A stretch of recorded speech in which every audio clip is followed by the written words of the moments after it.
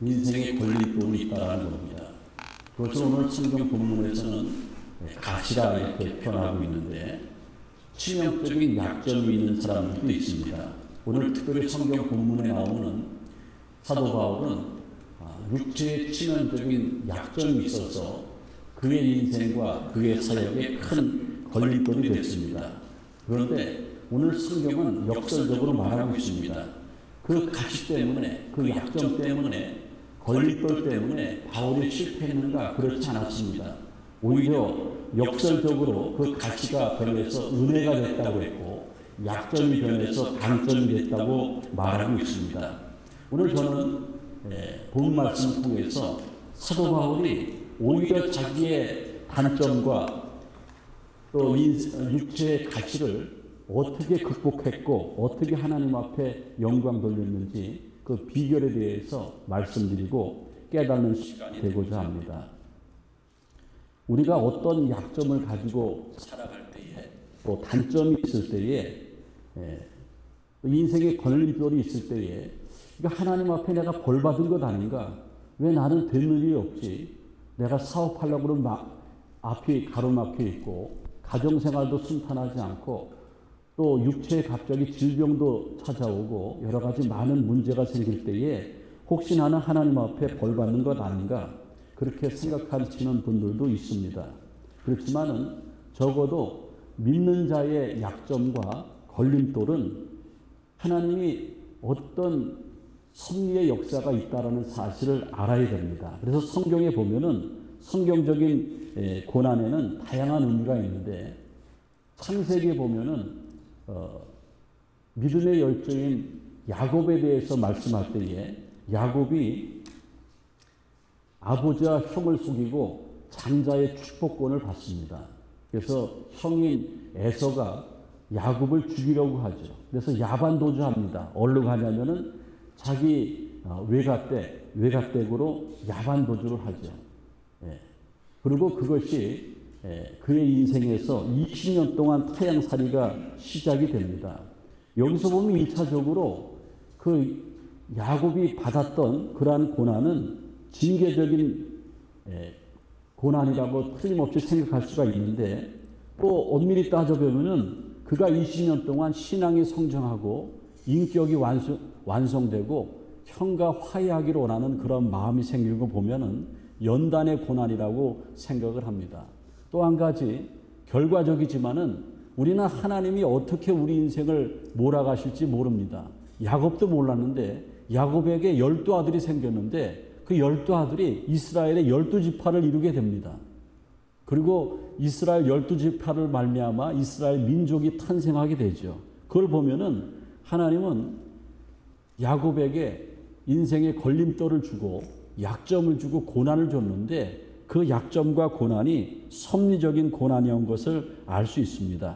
그렇기 때문에 우리가 하나님을 믿는 하나님의 사람으로서 우리에게 다가오는 여러 가지 고난 또 인생의 걸림돌 이런 것들은 꼭 나쁜 것만은 아니라는 겁니다. 신앙의 거장들이 왜 그들이 인생을 잘 살았냐면은 약점을 극복한 사람들이었기 때문에 그렇습니다. 여러분들 성경의 인물 보세요. 다 약점이 있습니다. 아픔이 있고 고난이 있는데 하나님의 섭리 역사 가운데 그들이 이끌림을 받아서 자기의 약점을 잘 극복해서 그들은 믿음의 신앙의 거장이 됐습니다. 여러분들 상어하면은 바다에 상어하면 뭐가 생각이 납니까? 힘이 세다 이렇게 생각이 들지 않습니까? 힘이 세고 바다의 왕자다 이런 칭호가 있습니다. 그런데 상어는요 치명적인 약점이 있다고 합니다. 그 바다의 물고기들이 뜨려면은 물고기들에게 불에라는 게 있어야 되는데 이 상어는 불에가 없습니다. 그러니까 다른 물고기들은 가만히 있어도 떠 있는데 상어는 태생부터 막 움직여야 돼요. 그러다 보니까는 상어가 강인해지고 바다의 왕자가 된 겁니다. 결과적으로 상어는 그 치명적인 약점인 불에가 없는데도 불구하고 그는 그 약점이 강점이 돼서 바다의 왕자가 됐다라는 것이죠. 오늘 성경 본문에 보면은 사도 바울은 7절에 보면은 육체에 가시가 있었다고 그랬습니다. 이 가시는요 헬라어로 어떻게 해석되냐면 뾰족한 창, 쇠꼬챙이, 말뚝 이런 것으로 표현이 됩니다. 사도 바울이 육체의 가시 아픔을 가지고 있었는데 우리가 발이나 손에 가시에 찔리면 얼마나 아픕니까? 그런데 육체에 쇠꼬챙이가 박혔다라는 겁니다. 예? 뾰족한 창이 박혔다라는 거죠. 엄청난 아픔과 고통이 있었을 것입니다. 사도 바울은요, 죽은 사람도 살렸습니다. 사도 바울의 손수건만 만져도 병이 떨어져 나갔습니다. 대단한 능력이죠. 그리고 사도 바울이 가는 곳곳마다 교회가 개척이 되고 많은 사람들이 예수를 믿게 됩니다. 능력의 사람입니다. 그런데 사도 바울은 자기에게 있는 육체 질병을 고치지 못했습니다. 학자들에 의하면은 사도 바울이 가지고 있는 병이 여러 가지 견해가 있는데 크게 세 가지라고 합니다. 첫 번째는 심한 안질인데 심한 안질 때문에 아주 극심한 두통까지 있었다고 합니다. 또 한 가지는 간질병이 있었다고 그랬고요. 풍토병인 말라리아 같은 것에도 걸렸다고 이렇게 학자들은 얘기합니다. 로마서 16장에 보면은 사도 바울이 눈이 얼마나 나빴는지 자기가 편지하는 것을 일순간에 대필시키기도 합니다. 그 다음에 그래서 안질로 여겨지는 거죠.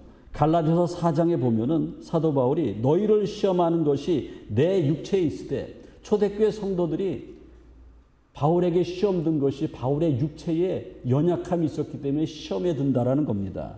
여기서 말하는 것은 간질을 얘기하는 거죠. 그 학자들에 의하면은 바울이 간질이 심해서 열정적으로 복음을 전하다가 갑자기 발작을 일으키고 나둥거려지고 그래서 사람들이 황당해했던 그러한 경우가 있다라는 겁니다. 그러니까 바울이 얼마나 괴로웠겠습니까? 정말 능력의 사람이고 하나님이 함께했고 많은 사람들이 선생으로 모시고 있고 복음을 전파하고 있는데 그 육체의 가시 때문에 꼼짝을 못하는 겁니다. 제가 이 설교를 준비하면서 만약에 저한테 간질이 있었다고 하면 가정을 해봤습니다.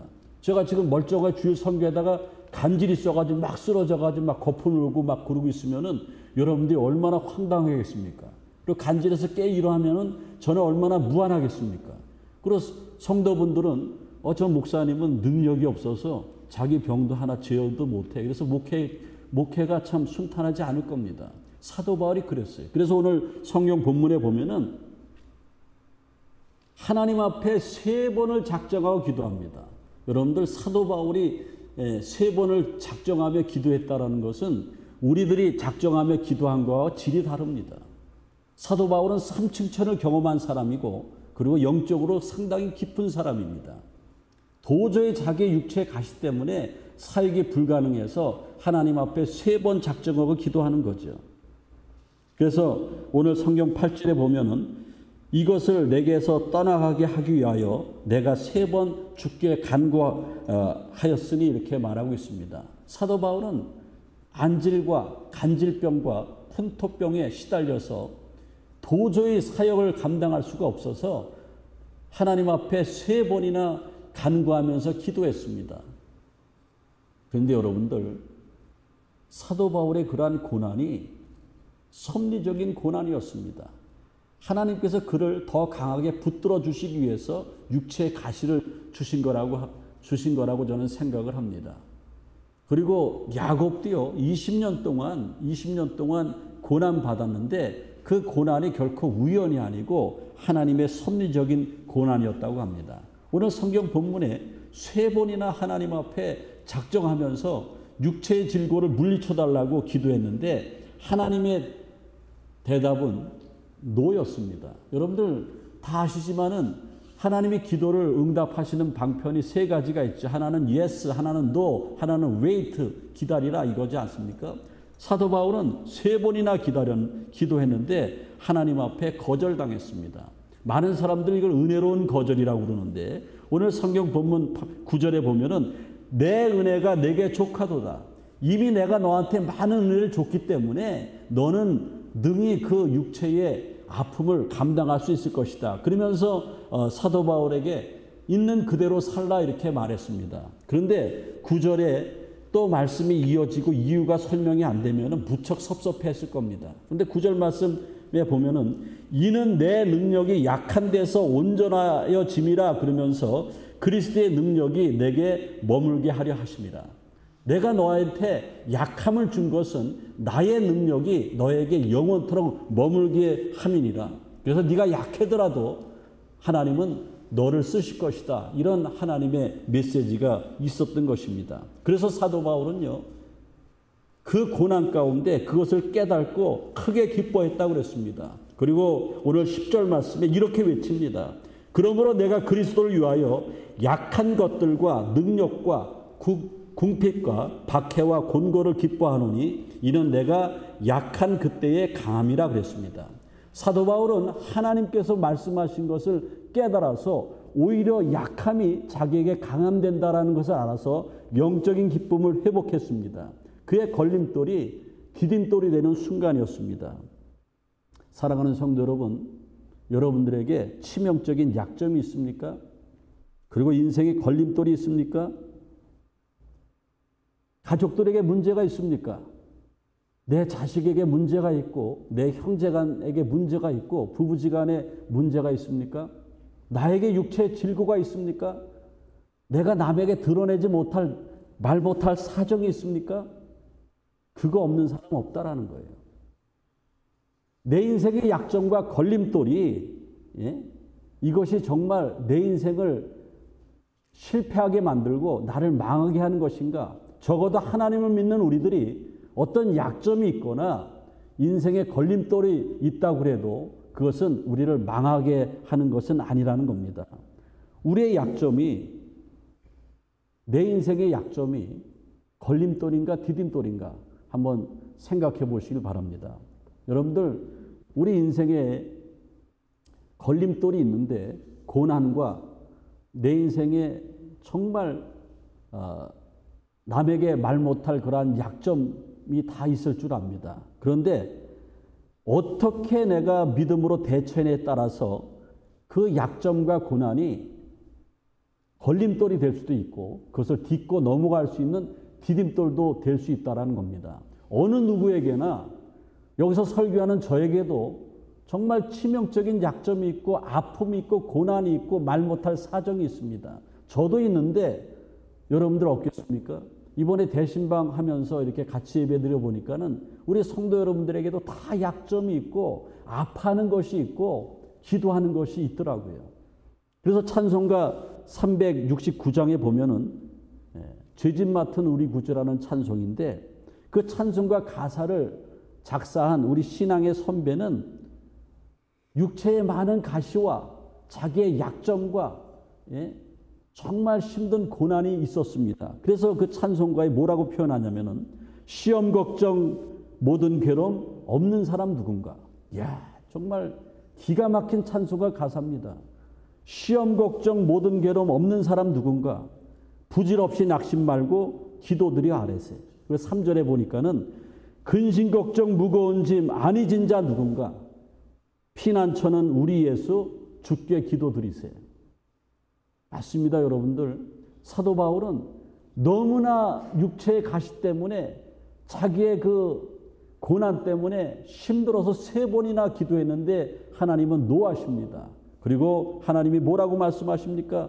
내가 약한 그때에 강함이니라. 내 은혜가 내게 족하도다 이렇게 말씀하고 있습니다. 이 말은 뭐냐면은 바꿔 말하면은 그 CCC의 전도 원리 사역리가 있는데 사역리의 1원리가 뭐냐면은 하나님은 당신을 사랑하시며 당신에 대한 놀라운 계획을 가지고 계신다는 겁니다. 내 은혜가 내게 족하다. 지금 힘드냐? 나는 너를 사랑한다. 그리고 나는 너에 대한 놀라운 계획을 가지고 있다. 할렐루야. 맞습니다, 여러분들. 힘듭니까? 씻을 수 없는 상처가 있습니까? 약점이 있습니까? 내 인생에 가로막힌 것이 있습니까? 하나님은 당신을 사랑하시고 당신에 대한 놀라운 계획을 가지고 계십니다.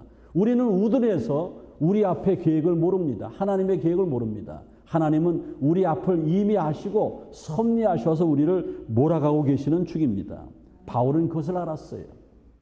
그래서 자기가 3번이나 기도했는데도 육체의 가시 같은 그런 질병을 고침받지 못했지만은 정말 영적인 기쁨을 회복해서 로마 감옥에서도 그 사역을 감당하고 성경을 집필하고 순교하기 직전까지 하나님이 주신 능력이 소멸되지 않았다라는 겁니다. 사도 바울에게는 영적인 기쁨이 생겨났습니다. 그리고 문제가 해결이 됐어요. 그리스도의 강한 용사가 됐다라는 겁니다. 영국에 어떤 소녀가 있는데 신앙생활을 잘하는 소녀입니다.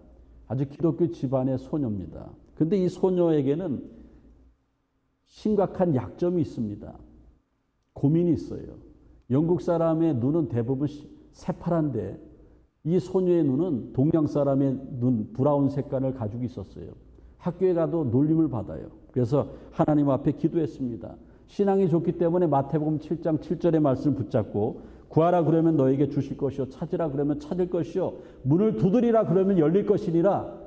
하나님 이런 말씀 주셨는데 내 눈이 갈색에서 파란색으로 변하게 해주셔서 내가 사회생활하는데 친구들과 어울리는데 지장 없게 해달라고. 그러면서 이 소녀가 사춘기 시절에 밤이면 베개에 눈물을 뚝뚝 흘리면서 기도하고요. 아침에 일찍 일어나면 찾아가는 게 있습니다. 일찍 일어나서 거울 앞에 서는 거예요. 그리고 눈을 보는 거예요. 이게 파란색이 됐나? 안 됐어요. 성인이 됐습니다. 하나님이 그 소녀에게 큰 은혜를 주셔서 선교사로 콜링하십니다. 선교사 훈련을 받았는데 어디로 파송이 되냐면 인도로 파송이 됩니다. 그때 당시 인도는요 서양 사람들에게 적개심이 많았습니다. 특별히 파란 눈동자의 사람들을 보면 아예 상종도 하지 않았습니다. 근데 이 소녀가 성장이 돼서 여자 선교사로 인도에 나가는데 눈이 브라운 색깔입니다. 거기에 조금 살다 보니까 얼굴이 많이 검어졌어요. 인도 옷을 딱 입으니까는 천상 인도 사람입니다. 인도 말까지 했습니다. 이 선교사님이 말씀 복음을 전할 때마다 많은 사람들이 예수를 믿게 됐다라는 거예요. 그래서 이 선교사님의 고백이 나의 치명적인 약점이 나의 인생의 걸림돌 같은 그런 문제가 하나님의 섭리 역사 가운데 이끌리다 보니까는 지금은 강점이 돼서 내가 하나님 앞에 기쁨으로 쓰임받고 있다. 이렇게 고백을 했다라는 겁니다. 여러분 톨스토이 아시죠? 톨스토이 러시아의 대문호인데 톨스토이 작품을 보면은 인간을 심리하는 묘사, 인간을 관찰하는 능력이 굉장히 깊습니다. 그래서 그의 작품의 세계는 대단한 것 아닙니까? 그런데 사정이 있었습니다. 톨스토이는 2살 때 엄마가 돌아가십니다. 9살 때 아빠가 돌아가십니다. 고아가 됐어요. 친척들의 집을 전전하면서 눈칫밥을 먹습니다. 여기 있다가 저기 있다가 오늘은 이곳 내일은 저곳. 그러다가 눈칫밥 인생이 되다 보니까는 사람의 심리를 파악하는 관찰력이 생겨서 그가 작가가 된 연후에 대문호가 되는 그러한 기회를 잡았습니다. 톨스토이는 그의 여러 가지 환경과 고난과 약점이 오히려 강점이 됐다라는 겁니다. 이제 오늘 말씀을 마치려고 합니다. 저기 앞에 PPT 화면에 보면은 사도 바울이 로마 감옥에서 옥중서신을 에베소서나 빌립보서나 골로새서나 빌레몬서를 집필하고 있습니다. 안질이 심했습니다. 뭐 쓸 수가 없었어요. 사도 바울 글씨는 눈이 너무 안 좋아서 글씨가 컸다고 합니다. 그런데 그가 순교당하기 직전에 감옥에서도 저런 은혜로운 삶을 살 수 있었던 것은 사도 바울의 신앙 고백이 있었습니다. 오늘 10절 말씀에 그러므로 내가 그리스도를 위하여 약한 것들과 능력과 궁핍과 박해와 곤고를 기뻐하노니 이는 내가 약한 그때의 강함이니라. 사랑하는 성도 여러분 약할 때 있습니다. 마음이 찢어질 때 아플 때가 있습니다.